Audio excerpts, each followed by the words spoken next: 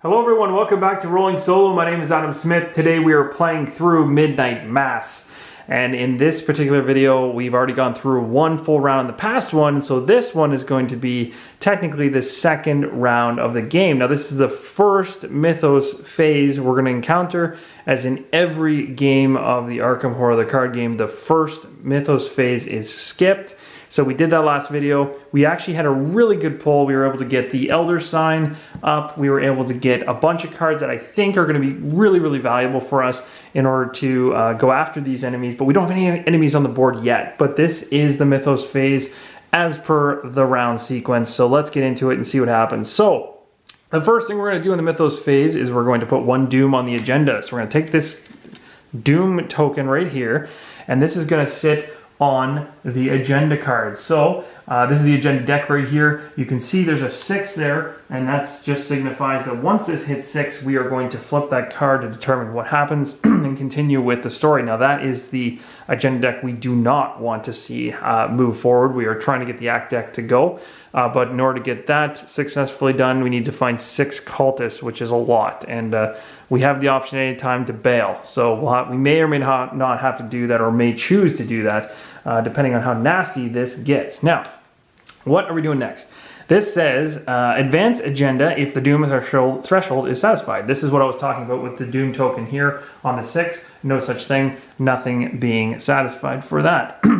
Each investigator draws one card from the top of the encounter deck. So we are doing that. So the encounter deck is now coming into play. So we're going to come over here. We're going to pull our first card, and we've got False Lead. And now False Lead is a treachery card, and its revelation says, if you have no clues, False Lead gains Surge. Thankfully, because we were super smart in the last video, and we took that clue that was the only one sitting at the house, that won't happen. Surge, now if you aren't familiar with that term, means that agenda deck would be pumping out another card at us.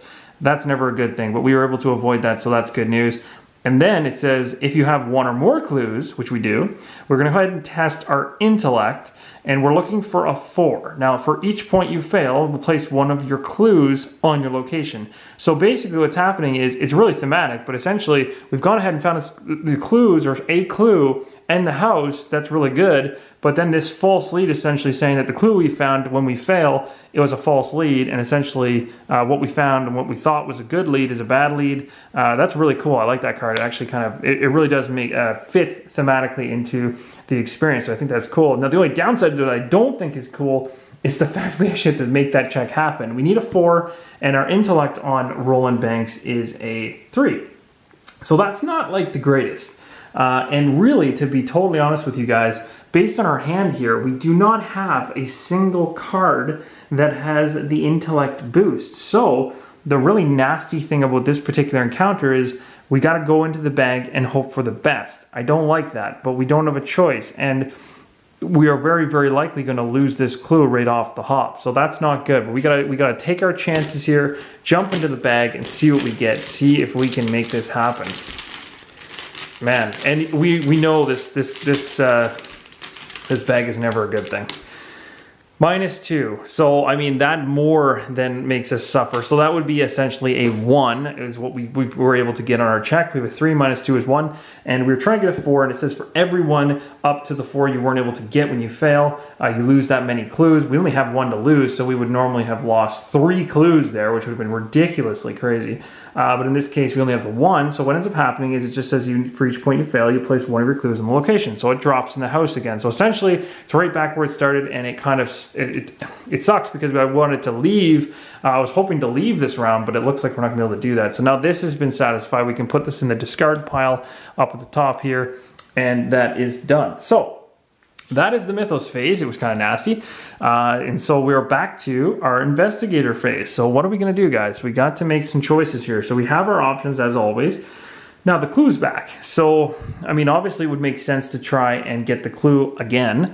The downside being, last time we played, we played the hyper awareness card for this to boost our intellect value to help us get that clue. We don't have that intellect anymore, as you saw, because we failed the check and everything else that use intellect. So now we'd be doing another pull. Now the thing is, we do have a 3, and the shroud value is 2. So if we went to the bag, there's a chance we could get this clue, but we could also just end up wasting our time. So the nasty thing with this is what we could do is we could also try to pick up a card, or I could even do this one, draw one card, gain one resource to potentially, yeah, that actually might be the best option. So let's do that. Let's do a draw one card, gain one resource. Oh, I just don't like wasting my time there. That's the nastiest thing about this. This is bad. Is there a way to make me see next one? No, there's nothing else we can really do there. I really need to just hope I get a pull. So I'm going to do that. I'm going to draw one card and gain one resource. So we're going to go ahead to the pile here. We've gained another resource. Now we're at 6, so that's not bad. He's got quite a few resources. We're going to pull a card and hope we get intellect.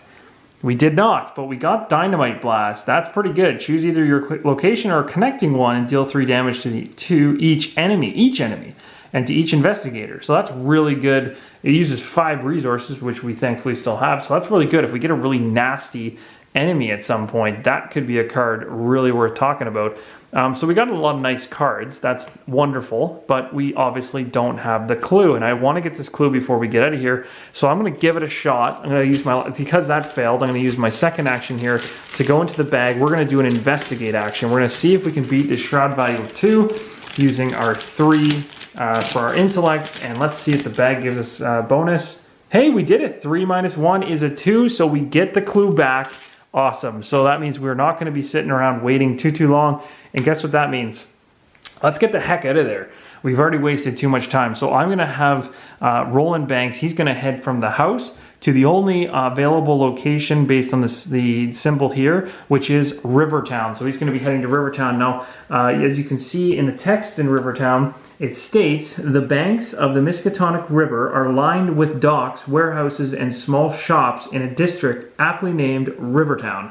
And so we've now arrived there. Now, technically, when you arrive at a new location, automatically you flip that card. We truly only have no more actions to play, but we can at least unlock it to see what's there. So there's not too much. It does say, what does it say for the text here? There's something unsettling about the water at the Miskatonic River tonight. It ripples and bubbles as though something is moving beneath the surface.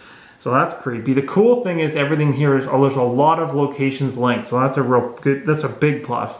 The other cool thing is there's a guaranteed clue to be found here.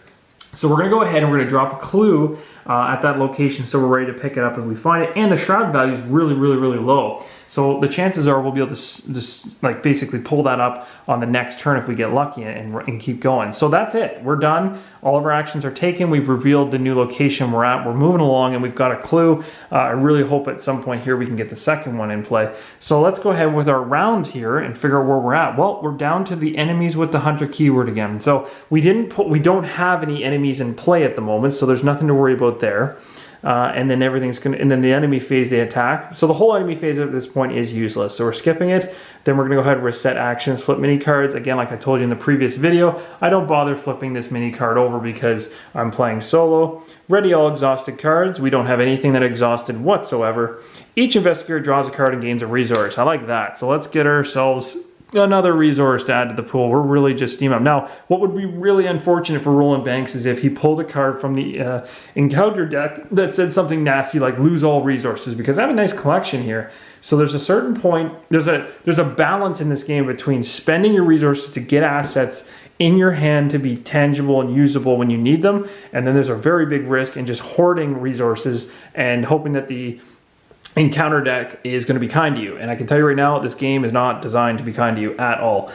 So we probably should, in the next turn, start using some of that before we pull something that could potentially destroy us, or at least really dampen our resource pool.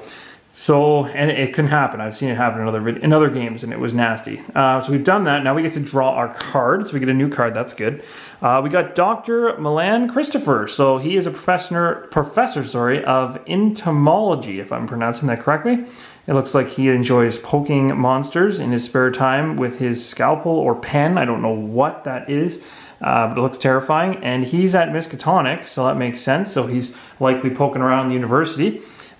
He is an ally, which would give a 1 for damage and 2 for sanity in terms of being able to take a little bit of pain. He needs 4 resources in the top corner to get him on the board, and he would take up a body slot if we decide to use him. he gives us 1 intellect. So that could be useful. That could be a real nice bonus for getting us investigative clues later on. I think that's good. This is also an action that can happen all the time, and after you successfully investigate, you gain 1 resource. So he's somebody we should really think about maybe getting into play as soon as possible when you're talking with spending resources. So we've done all that now. Now we can go to each investigator checks the hand size. Well, guys, we're getting close. 1, 2, 3, 4, 5, 6, 7. We got 7. So we're still okay. We can only ever have 8 in our hand.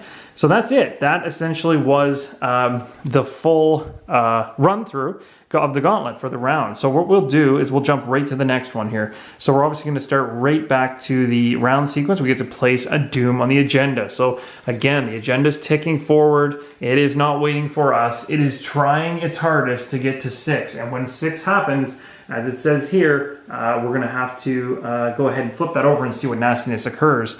So we've done that. We put the doom on the agenda. We advance if we need to, which we are not. We're going to obviously pull a card from the encounter deck. So what do we get? Locked door.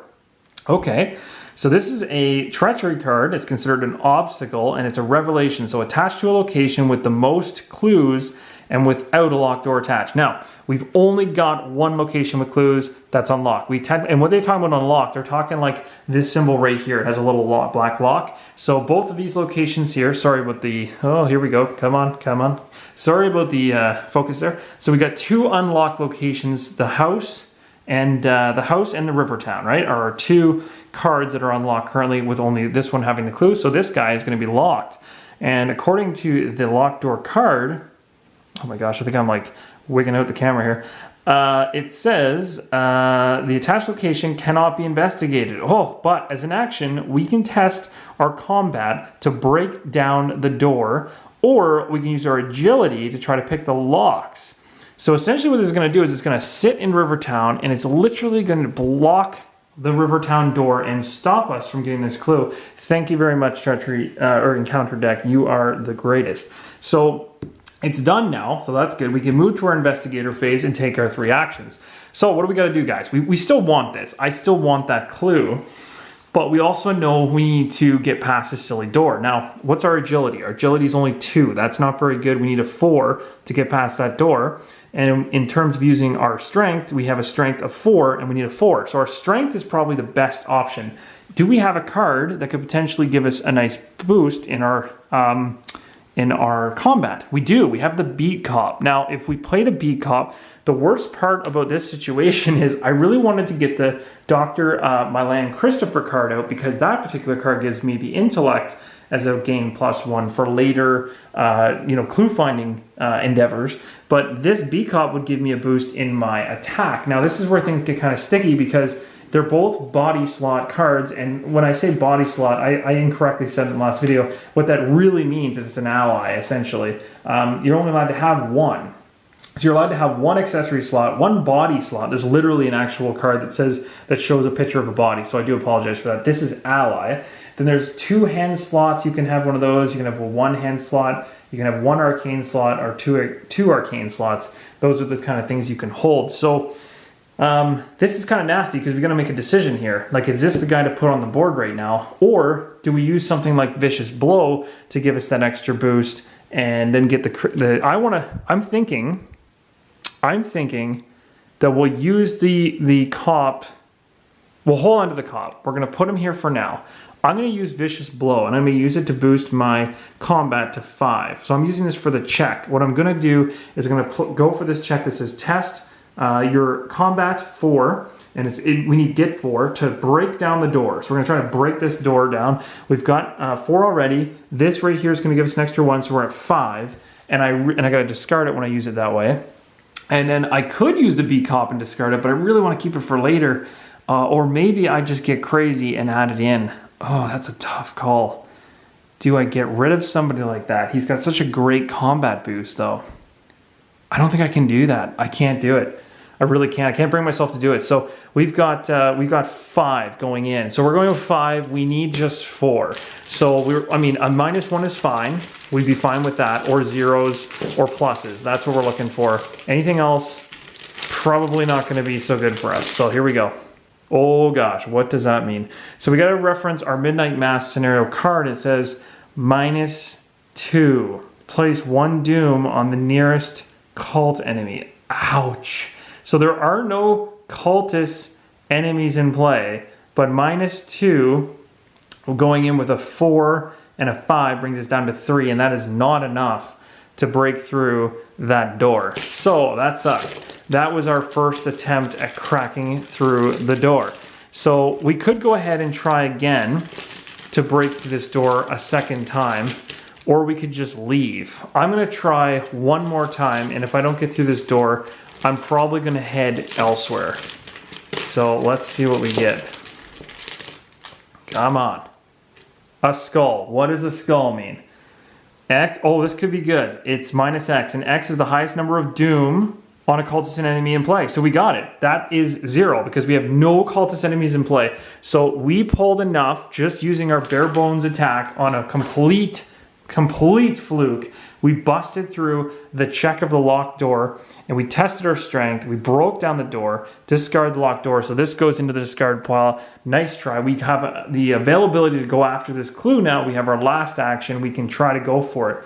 Now, the nasty thing is I would love to use one of my actions to get him in play, because this would have given us a bump in our intellect on top of the 3 we already have, but I can't search for a clue and also put a guy on the board at the same time. So that's not going to really work out all that well. So maybe what I'll do, now I could use this card as, I could also use it as a +1 right here, but I don't really want to. Maybe I'll just risk it. It's a 3, and the shroud value is 1. So that, I mean, the chances of us not getting this are pretty low. So I think we should just go for it, try to get the clue, because hey, if we get 2 clues, remember what happens, we can go after a cultist in the next round, or at least expose one, and that's what we want to find. We got a -1, so we got it. That's awesome. So we ended up actually successfully getting that clue token right in the last turn. So Roland Banks now has 2. Now, just so you guys understand, the action which says right there that the investigators can spend 2 clues as part of a group, essentially draw the top card of the cultist deck. It's considered, that arrow there, as referenced in the round or in the actions card, is literally considered an activate of an ability. I've already used my 3 turns for the round, so I gotta wait till the next round and hope that I don't lose these clues somehow. So we're done as investigators. We are moving down the chart, so the enemies will go. We have no enemies in place, so we can skip that entire phase. Upkeep phase, reset all the mini cards, no need. Ready all exhausted cards, we have none. Investigator draws 1 card and gains a resource, so we gain another resource. We're really racking these up. So this is good in a way. We've got options now. We're also pulling another card. We got the emergency cache, which gives us 3 extra resources. That's awesome. So this is a really, really cool looking card that we can discard at any point in time to gain, or pay, sorry, it's 0. We just play it for free and we gain 3 resources. It obviously counts as an action. But now we have to make sure we don't have 8 cards or more, or at least we discard down 1, 2, 3, 6, 7. We got 7. We were golden. So that's awesome. And then that's it. We're done. So that is the end of this round. So this would be the end technically of the 3rd round, although I don't think it really matters how many rounds. We don't need to count the rounds in this one, because really what's really being counted in this one is our doom tracks and stuff. This is what we need to keep track of. But as of right now, we're done. This is be the 3rd round so far in Midnight Mass. So what I want to do now with 2 clues in after, or once we start the next round in the next video, we'll go through the Mythos phase as we're supposed to, and then move to Investigator. But just so you guys know my plan, my hope would be that in the next mission, or in the next, after the Mythos phase, we'll still have 2 clues, I hope, fingers crossed, and we'll be able to spend these 2 clues. When we spend these 2 clues, we can do the Uncovering Conspiracy, which will allow us to pull a cultist card. It'll show up somewhere in here, and then we've just got to go get them. However that happens, we just, depending on which cultist we get, things are going to be different. So we'll see how it goes. I hope you guys are enjoying the playthrough. I'm getting more and more excited with this game because I forgot how much I love this game. Like, I was really, really into this before Gloomhaven came around, and I still love Gloomhaven so much.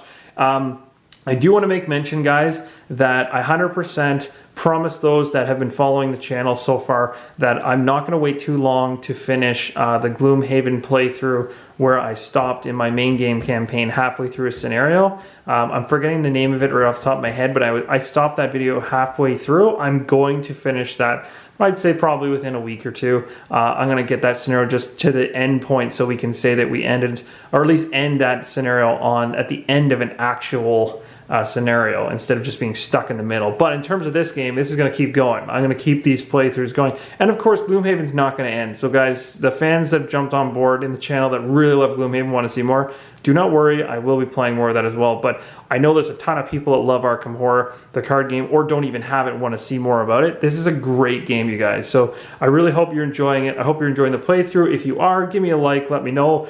Subscribe if you haven't already, and I will see you guys in the next video. So thanks again for watching, and keep on rolling solo.